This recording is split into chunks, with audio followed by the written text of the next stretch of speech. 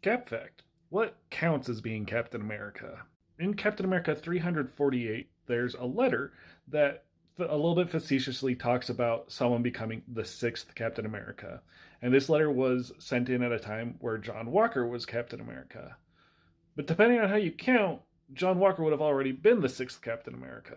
People who had officially been in the role prior to this point were Steve Rogers, and then William Naslund took over when Steve went the ice. Jeffrey Mace took over when William Naslund died, and then William Burnside took over in the 50s.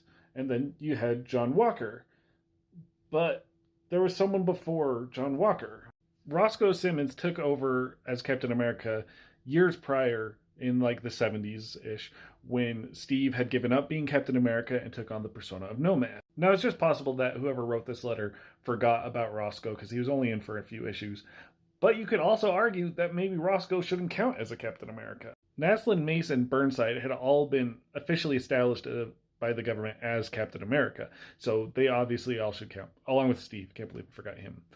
And Burnside also sort of had that. He was initially slated to be a new Captain America, and so while the government didn't continue with that plan, he had been authorized and on a path to that, so it's pretty easy to say yes, he should have been Captain America, even if that turned out terribly. And examples that would come after this, such as when Bucky and Sam both took over, they were given the mantle specifically by Steve Rogers himself, so again, some more authority. But Roscoe just did it himself, so does he count?